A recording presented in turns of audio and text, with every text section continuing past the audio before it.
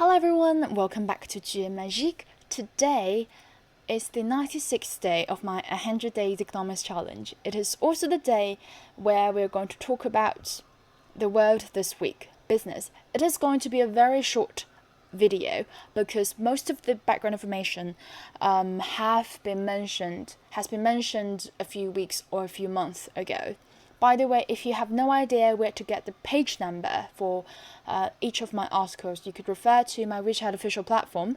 The P here indicates page, so page 6, 9, 76, 75, and 20. And then, okay, let's get started. In this article, we're going to see 4 useful expressions when it comes to the comparison between the current level and the past levels. For example, the first one is in this paragraph. Saudi Arabia is furthering its efforts to shore up oil prices. OPEC's deal with Russia last month made record cost to output, half its level in mid-February. So the last one, half its level in mid-February, is quite similar to a level last seen during the Depression. I'm going to zoom in a little bit. And then also the most since 1999.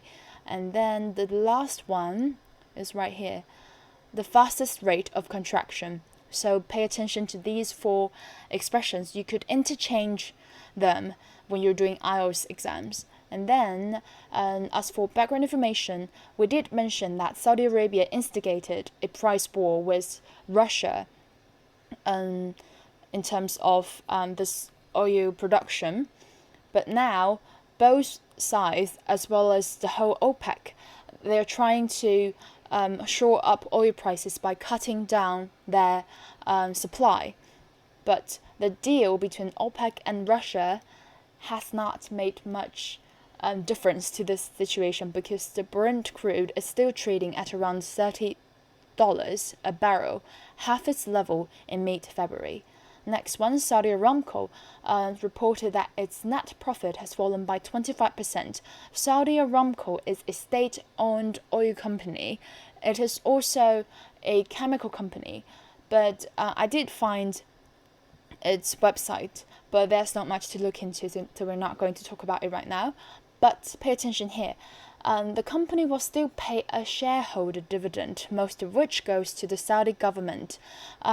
We did mention this shareholder dividend because in the EU and Great Britain, central banks have advised other banks or companies to pause their shareholder dividend payment so that they have more money in their hands to bolster their economy. And then the government has actually tripled the kingdom's value-added tax rate to 15%.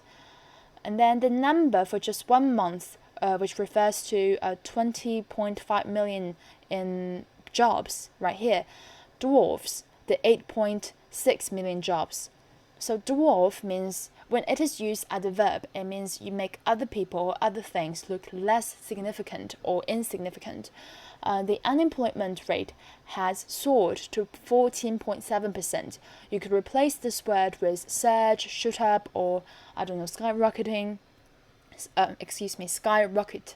And then we have it could hit 25%. It could reach 25%. Stock markets took fright after blah blah blah blah blah. Took fright means it's suddenly in shock, suddenly in it's like it has been sent reeling by someone's warning. And then this one, shed almost 500,000 jobs in April, cut off or lost.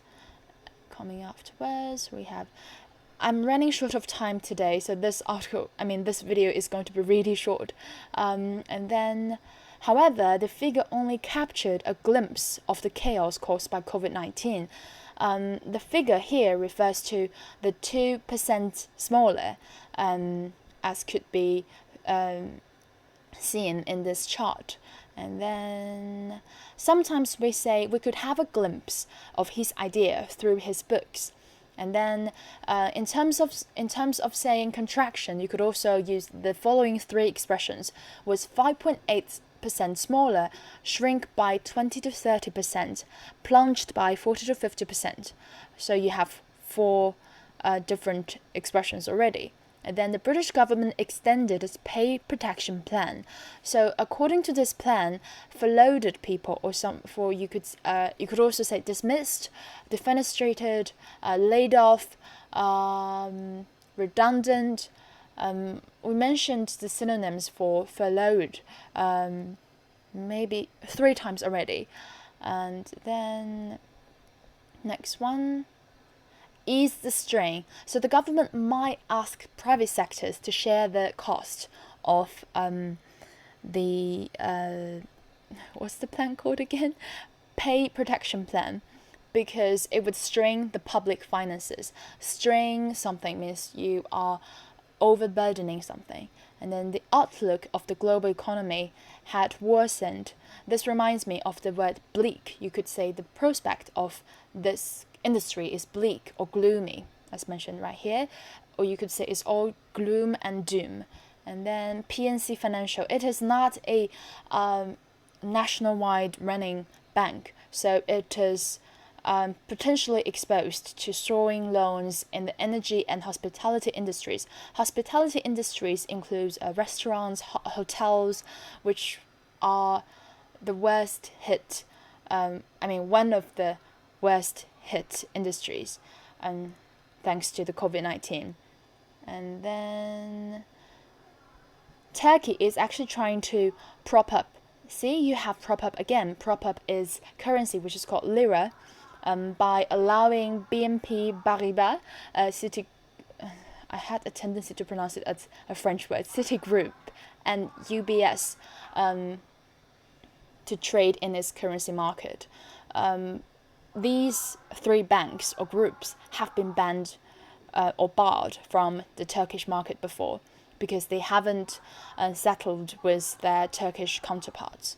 And then, surprisingly, in China, the automobile selling has been rising in this COVID-19 crisis. But we have to pay attention to the detail. Sales of passenger cars remain subdued. Subdued means gloomy or in a state of despondency. It is low-spirited. Toyota said it expects operating profit. Operating profit here means a profit from business operations, gross profit minus operating expenses before deduction of interest and taxes. So it is not the net profit. It is just the pre-interest and pre-taxes profit. And then we mentioned bear the brunt before, because it means you suffer from the negative impact.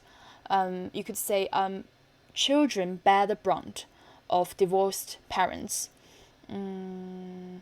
And then reported a 26% rise.